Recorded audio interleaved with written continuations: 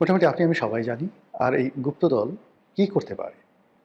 কতটা উপকার করতে পারে, কতটা ক্ষতি করতে পারে, কতটা ভালোবাসতে পারে, কতটা রগ কাটতে পারে, কি সর্বনাশ করতে পারে, সব মোটামুটি আমরা বুঝে গেছি। একটি সরকারকে পরাজিত করতে পারে, ক্ষমতা থেকে উচ্ছেদ করতে পারে, সরকারকে বিপদে ফেলতে পারে, একটি নির্বাচনকে ম্যানিপুলেট করতে পারে এবং আরও অনেক কিছু, যাকে 1971 সনে আমাদের মহান মুক্তিযুদ্ধের সময় এই বাংলাদেশের রাজনীতি, অর্থনীতি, জীবন, জীবিকা, নারীর ইজ্জত, সম্ভ্রম, মান, মর্যাদা তছনছ করে দেওয়ার যে বিশ্ব রেকর্ড তৈরি করেছিল, সেই গুপ্ত শক্তি সম্পর্কে এই মুহূর্তে বাংলাদেশে যদি সবচেয়ে বেশি সন্ত্রস্ত থাকেন কেউ, তিনি হলেন জনাব তারেক রহমান, মাননীয় প্রধানমন্ত্রী। আসার আগে তিনি একাধিকবার এই গুপ্ত শক্তি সম্পর্কে সতর্ক করেছেন জাতিকে। তিনি তন্ন তন্ন করে খোঁজার চেষ্টা করেছেন যে তার আশেপাশে কারা কারা গুপ্ত শক্তি আছে, এবং তিনি জানেন, খুব ভালো করে জানেন যে তার একেবারে কিচেন ক্যাবিনেট থেকে শুরু করে তার মন্ত্রিপরিষদ, তার সংসদ, তার পারিষদ, সব জায়গাতেই গিজ গিজ গিজ গিজ করছে গুপ্ত শক্তি। বিএনপির একজন অন্যতম বুদ্ধিজীবী সিনিয়র সাংবাদিক এম এ আজিজ টেলিভিশন টক শোতে প্রায়ই তিনি আমার সঙ্গে থাকেন এবং অত্যন্ত জনপ্রিয় বক্তা। তিনি বেশ স্পষ্ট করে বলেছেন যে তার সন্দেহ এবং তার ভয়, তার আতঙ্ক যে বিএনপির মধ্যে কম করে হলেও 20% গুপ্ত শিবির আছে। আল্লাহ ভালো জানেন। এখন রাজনীতিতে যা কিছু আছে, যা কিছু হচ্ছে, যা কিছু হবে, সব কিছুই আগামীতে গুপ্ত শক্তি দ্বারা নিয়ন্ত্রিত হবে, এতে কোনো সন্দেহ নেই। গত 17 মাসে গুপ্ত শক্তি তাদের কর্মকাণ্ডে যে সফলতা লাভ করেছে, তারপর রাষ্ট্র পরিচালনায় তারা যে অভিজ্ঞতা অর্জন করেছে, একটি সফল বিপ্লবের তারা নেতৃত্ব দিয়েছে, গণ অভ্যুত্থানের নেতৃত্ব দিয়েছে, এবং সেই গণ অভ্যুত্থানের মিঠাই মন্ডা যা কিছু আছে সব তারা চেটে পুটে খেয়েছে। এখন তারা স্ফীত, এখন তাদের কোনো সংকট নেই। অর্থ, বিত্ত, ক্ষমতা সব জায়গাতে তারা টল টল টল টল করছে।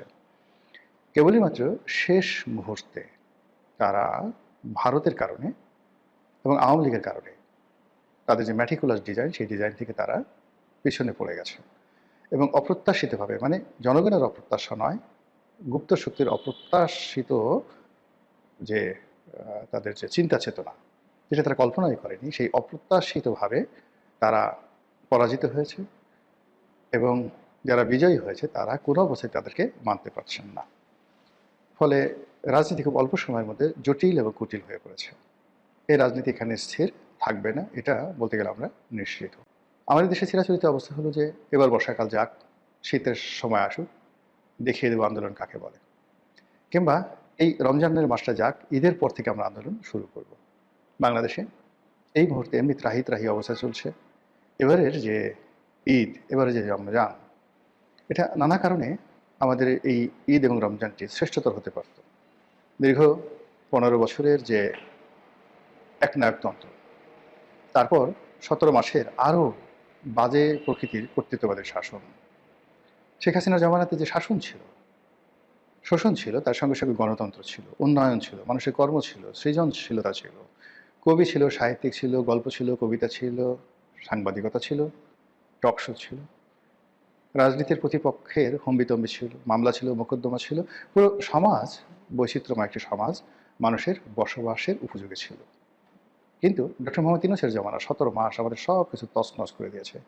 চারিদিকে শুধু মব আর মব, চারিদিকে শুধু মিথ্যা কথা আর মিথ্যা কথা, চারিদিকে শুধু গালগপ্প গালগপ্প, এটা হচ্ছে ওটা হচ্ছে, এই পৃথিবী থেকে সব মানুষ বাংলাদেশে চলে আসবে, আজ আমেরিকা হয়ে যাবে, পোর্ট দিয়ে দেবো, দেশ দিয়ে দেবো, সেন্ট মার্টিন দিয়ে দেবো, ইত্যাদি ইত্যাদি নানা রকম কথাবার্তা। তার সঙ্গে সঙ্গে আজ রোহিঙ্গারা চলে যাবে, কাল রোহিঙ্গারা চলে যাবে, রোহিঙ্গারা গিয়ে ঈদ করবে আগামী বছর সেই তাদের নিজ দেশে, সকল খাজুরি আলাপ শুনতে শুনতে আমাদের কান যখন ঝালাপালা হচ্ছিল, আমাদের শিল্প কলকারখানা যখন বন্ধ হয়ে যাচ্ছিল, আমাদের বেকার সমস্যা যখন তুঙ্গে, আমরা রাষ্ট্র হিসেবে যখন প্রায় দেউলিয়াতের পর্যায়ে চলে যাচ্ছিলাম, ঠিক সেই সময়টিতে একটি গণতান্ত্রিক নির্বাচন হলো এবং সেই নির্বাচনে বাংলাদেশের বৃহত্তম এবং জনপ্রিয়তম দল বিএনপি ক্ষমতা এলো। তারেক রহমান সাহেব প্রত্যাশিতভাবে প্রধানমন্ত্রী হলেন।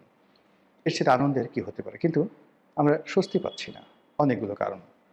প্রথম কারণ হলো যে এই মুহূর্তে দুটো নতুন যুদ্ধ, আফগানিস্তান এবং পাকিস্তানের যুদ্ধ, এবং আমাদের বাংলাদেশের রাজনীতিতে গত 17 মাসে পাকিস্তান এবং আফগানিস্তানের যে প্রভুত্ব, তাদের যে আধিপত্য, তাদের যে রাজনৈতিক মতাদর্শ যেভাবে আমাদের সমাজে বিস্তার লাভ করছে, এখানে যেটাকে বলা হয় কনফ্রন্টেশন, এটি ইসলামিক কনফ্রন্টেশন এটি আমাদের জন্য রীতিমতো গোদের উপর বিস্ফোরা হয়ে দাঁড়িয়েছে। আমাদের দেশে এক ধরনের বা এক শ্রেণীর ইসলামপন্থী রয়েছেন যারা সদল বলে আফগানিস্তানে গিয়েছেন। আফগানিস্তানের যারা হর্তাকর্তা ব্যক্তি, তালেবানদের হর্তাকর্তা ব্যক্তি, তারা বাংলাদেশে এসেছেন এবং এই দেশটিকে একটি তালেবানি এমিরেট বা তালেবানি রাষ্ট্র গড়ার জন্য অনেক মানুষ চেষ্টা করেছে। অন্যপক্ষ এই রাষ্ট্রকে একটি পাকিস্তানের মতো করে একটা পাকিস্তানকে রোল মডেল বানিয়ে এই রাষ্ট্রকে পাকিস্তানের আদলে গড়ে তোলার জন্য গত 17 মাসে চেষ্টা করেছে। এর বাইরে আরেকটি পক্ষ যারা এটাকে আমেরিকা বানাতে চেয়েছে, আবার আরেকটি পক্ষ এটিকে একটি Yunus land, the land of Yunus এরকম তৈরি করার চেষ্টা করেছে। কিন্তু কোনোটার সফলতা আমরা পাইনি, বরং প্রতিটি কাজ করতে গিয়ে রাষ্ট্রের অর্থ গেছে, ক্ষমতা গেছে, বিত্ত গেছে, বৈভব গেছে, সব কিছু তছনছ হয়ে গেছে। এবং এগুলো হওয়ার পর যখন নতুন সরকার এলো তখনই আফগানিস্তান পাকিস্তানের যে যুদ্ধ সেটা শুরু হলো। আফগান এবং পাকিস্তানের যে যুদ্ধ, সেই যুদ্ধের প্রেক্ষিতে আমাদের দেশে যারা অতি উৎসাহী যে সকল ইসলামপন্থী রয়েছেন, পাকিস্তানপন্থী রয়েছেন, আফগানপন্থী রয়েছেন, তাদের মধ্যে নিঃসন্দেহে কোলাকুলি হবে না, তাদের মধ্যে চুমোচুমি হবে না, তাদের মধ্যে মোশাহাবা হবে না, তাদের মধ্যে বিয়ে শাদী হবে না। তাদের মধ্যে যা হবে আশা করতে পারেন, আশঙ্কা করতে পারেন, এটি পাকিস্তান আফগান সীমান্তে যা হচ্ছে অনুরূপ কিছু একটা হবে। এটা হলো বর্তমান সরকারের জন্য একটা মারাত্মক বিপদ, যা কিনা এই সরকারের ঘুম হারাম করে দিয়েছে। দ্বিতীয় সমস্যা হলো এই মুহূর্তে ইরান এবং আমেরিকার যুদ্ধ চলছে এবং এই যুদ্ধের ফলে আমাদের বৈদেশিক বাণিজ্য, আমাদের ফরেন রিজার্ভ, আমাদের যে ফুয়েল সিকিউরিটি, জ্বালানি নিরাপত্তা, তারপর মধ্যপ্রাচ্যে আমাদের যে শ্রমশক্তি রপ্তানি এবং রেমিটেন্স প্রবাহ, সব কিছু ঝুঁকির মধ্যে পড়েছে। আর ঝুঁকির মধ্যে পড়ে থাকার কারণে এই মুহূর্তে সরকার যে ডেপ্রিসিয়েশনে আছে, অর্থাৎ সরকার যে পরিমাণ টাকা আয় করছে সেই টাকা দিয়ে সরকারের কর্মকর্তাদের বেতন ভাতা দেওয়াটাই সরকারের জন্য দুঃসাধ্য হয়ে পড়েছে। কিন্তু আমাদের দেশে যে পরিমাণ বেতন যায় তার চেয়ে অনেক বেশি পরিমাণ অর্থ এই যে বিভিন্ন সময় আমরা বিদেশ থেকে ঋণ করেছি সেই ঋণ পরিশোধ করতে হয় বৈদেশিক মুদ্রায়। তো বৈদেশিক মুদ্রা সেই ঋণ পরিশোধ করার জন্য ফরেন রেমিটেন্স লাগবে, এক্সপোর্ট লাগবে। ফরেন রেমিটেন্স এবং এক্সপোর্ট এই মুহূর্তে দুটোই বিপদের মধ্যে পড়েছে। অন্যদিকে সরকার মুদ্রা ছাপিয়ে দেশে মুদ্রাস্ফীতি বাড়িয়ে দিয়েছে। সরকারি হিসেবে, আমাদের হিসাব না, রাষ্ট্রীয় হিসেবে শেখ হাসিনা যখন এই দেশ ত্যাগ করেন তখন 100 টাকার যে মূল্য ছিল এটি কমতে কমতে এখন 46 টাকা হয়েছে, অর্থাৎ 54 টাকা নেই ইউনূসের জমানার জাদুতে। আর তারেক সাহেবের জমানাতে যদি আবার আরেক দফা মুদ্রাস্ফীতি ঘটে তাহলে এই টাকার মান যদি 25 টাকায় নেমে আসে তাহলে বুঝতে পারেন যে আমি কোথায় চলে যাব। বস্তা বস্তা টাকা নিয়ে আপনাকে বাজারে যেতে হবে। ইলিশ মাছ শেখ হাসিনা যখন ছিলেন তখন 1600 টাকা কেজি ছিল, এখন সেই ইলিশ মাছের কেজি 4000 টাকা।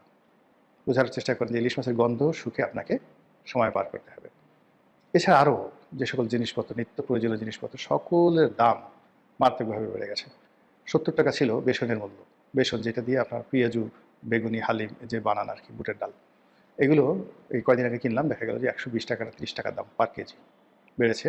এইভাবে নিত্য প্রয়োজনীয় দ্রব্যের দাম, চাল, ডাল, আটা, ময়দার কথা না হয় বাদে দিলাম।